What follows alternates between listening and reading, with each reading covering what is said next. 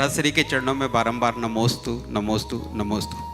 महाराज श्री, आजकल के बच्चे और युवा पीढ़ी धार्मिक कार्य तो प्रारंभ में करते हैं, लेकिन कई बार वो आशीर्वाद लेते हैं और धार्मिक क्रियाएं करते हैं और कहीं सफल नहीं हो पाते हैं, तो वो उनको लगता है कि इस आशीर्वाद से या इस धर्म से क्या होता है, और वो इस कारण सारा आरोप उस धर्म के क्षेत्र पर लगाते हैं और अवसाद जैसी स्थिति निर्मित होती है। तो हम ऐसे बच्चों और युवाओं को कैसे समझाएं?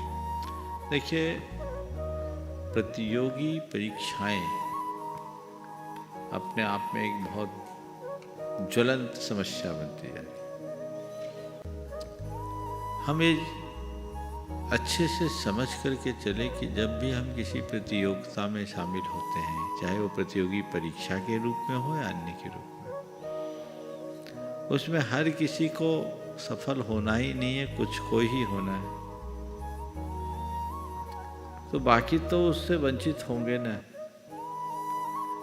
आज मान लीजिए यूपीएससी के लिए किसी को अपनी भागीदारी देनी है, तो लाखों लोग बैठते हैं, उसमें से प्री में ही हजारों सेलेक्ट होते हैं, फिर मेंस में और कम होते हैं, और उसके बाद मुख्य परीक्षा जो ओरल होता है इंटरव्यू में, तो कुछ ही कुछ जा पाते हैं, हर कोई तो नहीं निकल पाता।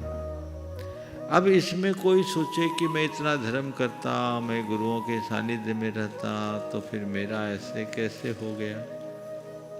तो भाई ये तो एक प्रतियोगिता है, वहाँ सुनिश्चित स्थान है, सुरक्षित सीट है, उससे ज़्यादा कोई हो नहीं सकता। तो जितने हैं उतने ही होंगे ना।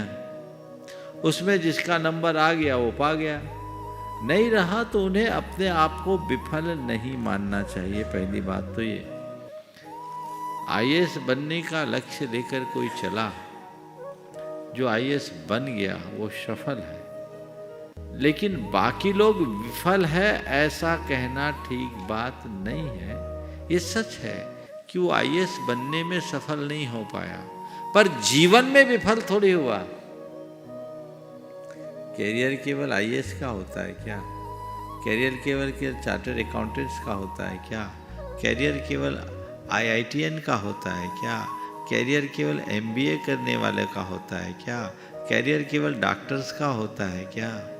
कैरियर तो हर किसी का हो सकता है। इसलिए सभी से मैं ये कहूँगा कि किसी भी क्षेत्र में आगे बढ़े तो उस घड़ी अपने मनोमस्तिष्क को ठीक बना करके चले, और ये मान करके चले कि साधु संतों के आशीर्वाद में भी कोई चमत्कार नहीं होता। उनका आशीर्वाद हमारी प्रेरणा का आधार मात्र होता है। अगर सब कुछ हम लोगों के आशीर्वाद के जरिए होने लगे तो पढ़ाई क्यों करो? किसी चमत्कारी गुरु का आशीर्वाद ले लो, तुम्हारा सिलेक्शन हो जाएगा। ऐसा है क्या? इसलिए विश्वास को मत रखो। गुरुओं के सानिध्य और सन्निधि में रहने का मतलब ये नहीं है कि तुम्हारे सब काम बन जाए। गुरुओं के सानिध्य में रहने का मतलब केवल ये है कि तुम्हारा काम बने या ना बने, मन खराब ना हो। मन को अच्छा रखो। एक काम नहीं बना दूसरा काम, दूसरा काम नहीं बना तीसरा काम, तीसरा काम नहीं बना चौथा काम। ये प्रेरणा तो गुरुओं से ही मिलती है। उनसे हमें एक सकारात्मक प्रेरणा मिलती है, एक प्रकार का मोटिवेशन मिलता है, और वह मोटिवेशन हम लोगों को आगे बढ़ने में समर्थ बनाता है। तो हमेशा गुरुजनों के सानिध्य में रहो, उससे मन शांत होता है।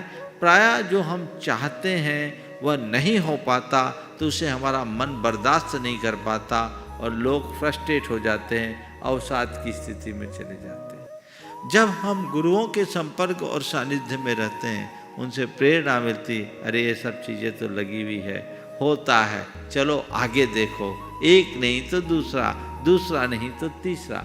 मेरे संपर्क में कुछ ऐसे लोग हैं जिन्होंने आईएएस की परीक्षा दी, सफल नहीं हुए, लेकिन आज वो आईएएस की कोचिंग चलाते हैं और उनसे पढ़े कई लोग आईएएस बन गए। तो ये भी तो एक जीवन है।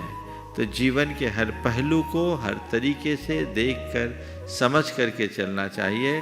इसमें किसी भी प्रकार से हताश नहीं होना चाहिए। धर्म के प्रति आपका जितना लगाव होगा, जुड़ाव होगा, अपने परिणाम उतने स्थिर होंगे। धर्म की सही समझ जगाइए। धर्म आपके बिगड़े काम को नहीं रोकता, ठीक करता, पर धर्म आपके बिगड़े मन को ठीक कर सकता है। परिस्थितियां सबके साथ बनती और बिगड़ती है, लेकिन हर परिस्थिति में अपनी स्थिरता बनाए रखने की क्षमता एक सच्चे धर्मी के हृदय में ही आती है। इसलिए वो क्षमता अपने भीतर विकसित करके हमें आगे बढ़ना चाहिए। नमोस्तु।